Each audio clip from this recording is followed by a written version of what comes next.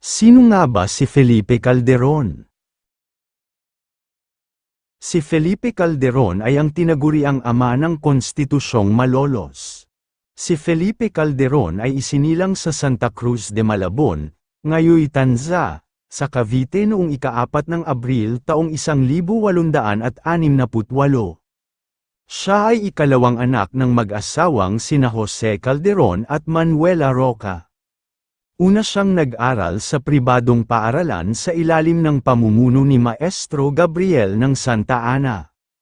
Gusto ng kanyang ina na siya ay maging isang pari, ngunit, ipinadala siya ng pinsan ng kanyang ama na si Doña Carolina sa Ateneo Municipal de Manila upang mag-aral ng kursong bachiller ng sining. Nagtapos siya ng may mataas na karangalan noong 1885. Upang matustusan ang kanyang pag-aaral, nagtrabaho siya bilang isang proofreader sa mga pahayagang La Oceana Española at El Resumen. Maliban dito, nagtuturo rin siya sa mga anak ng mga mayayaman tulad ng mga anak ni Don Francisco Rojas, na tumulong sa kanya na makapaglakbay sa Hong Kong, Singapore at India. Pagbalik niya sa Pilipinas, nanirahan siya sa Bawan, Batangas at pinakasalan si Josefa Amurao noong 1891, sila ay nagkaroon ng 5 anak. Nang mapatanto niya na gusto niya ang batas, kumuha siya ng kursong abogasya sa Universidad ng Santo Tomas at nagtapos noong 1893. Nang makatapos ng abogasya, kinuha siya bilang apprentice sa tanggapan ni Cayetano Arellano na sa kalaunan ay naging unang punong mahistrado ng kataas-taasang hukuman. Umalis siya sa pagiging apprentice noong 1895 at bumalik sa Universidad ng Santo Tomas upang muling mag-aral ng kursong pilosopiya, literatura at pisika, ngunit, hindi niya ito natapos dahil sa pagsiklab ng himagsikan noong 1896. Sa hinalang sumuporta siya sa himagsikang Pilipino na sumiklab noong Agosto taong 1896, pansamantala siyang ikinulong sa Kutang Santiago. Nang makalaya, bumalik siya sa Maynila at namuhay ng tahimik kasama ang kanyang pamilya.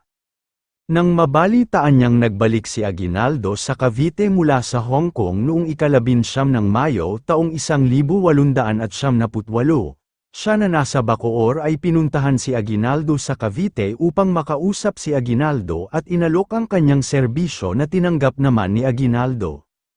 Nang magwakas ang digmaan at ideklara ang kalayaan ng Pilipinas noong ika-12 ng Hunyo taong 1898, siya ay hinirang ni Pangulong Emilio Aguinaldo bilang kinatawan ng unang distrito ng lalawigan ng Paragua, Ngayoy Palawan, sa pamahalaang revolusyonaryo.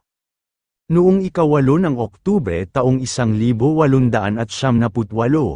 kasama si Felipe Buencamino Sr., ibinalangkas nila ang mga nilalaman ng bagong konstitusyon para sa bubuuing bagong republika, na siyang inaprubahan ni General Aguinaldo noong Disyembre taong 1898, at niratipikahan 2 araw bago pinasinayaan ang Republika ng Pilipinas noong ika-21 ng Enero taong 1899. Nang pumutok ang digmaang Filipino-Amerikano, kasama siya sa mga Pilipinong nakipagnegosasyon kay Jacob Sherman ng Komisyong Sherman para sa Kapayapaan, at pinakiusapan rin siyang magbalangkas ng mga batas para sa pamahalaan ng Pilipinas kaugnay ng pangangasiwa sa mga bayan sa buong bansa, na tinatawag natin ngayong Local Government Code.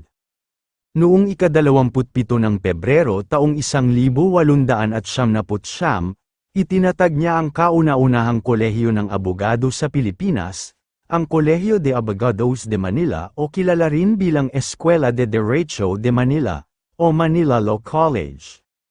Noong 1904, itinatag naman niya ang Samahan ng Mga Manunulat sa Tagalog, o Association of Tagalog Writers, na may layuning palaganapin ang wikang Tagalog.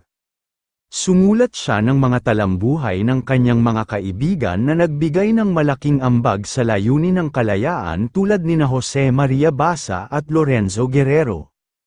Sumulat din siya ng mga sanaysay na naglalarawan ng politikal at panlipunang kalagayan sa mga huling dekada ng kolonyalismong Espanyol tulad ng kinilalang Elmas de Agosto en la Historia Patria, Documentos para Historia Filipinas, Los Últimos Días del Régimen Español en Filipinas. Ang pinakamahusay niyang sinulat pang kasaysayan ay ang Mis Memorias sobre la Revolution na nalimbag at nalathala sa anyong aklat. Naging kasapi rin siya ng komisyong magbabalangkas sa nilalaman ng bagong Kodigo Penal noong panahon ng mga Amerikano.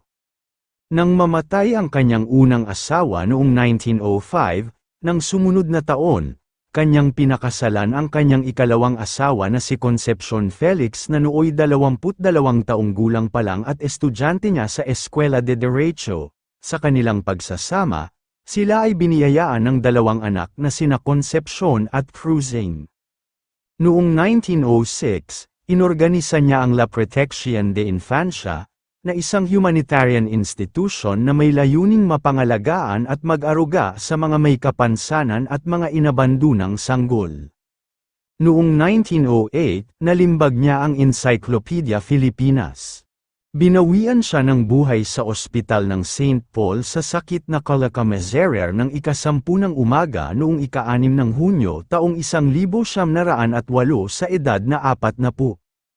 Ang kanyang maagang pagpanaw ay ipinagluksa ng kanyang mga kaibigan na sina Rafael Palma, Florentino Torres, Teodoro M. Calao at Sergio Osmeña. Bilang parangal sa kanya, naglagay ng panandang pangkasaysayan sa isang plaza, ang Plaza Felipe Calderon, sa Santa Ana sa Maynila. Naglagay rin ng panandang pangkasaysayan sa paaralang elementarya ng Felipe Calderon sa San Agustin Tanza, Cavite. Dagdag sa mga ito, ipinangalan rin sa kanya ang isang paaralang elementarya at sekundarya sa Tondo, Maynila. Kung kayo ay aking tatanungin, anong masasabi ninyo sa talambuhay na ito, mag-comment lang. So, ayun lamang ang talambuhay natin ngayong araw, sana ay may natutunan kayo. Huwag na rin kalimutang mag-like at mag-subscribe para maging updated sa mga panibagong video. Maraming salamat po.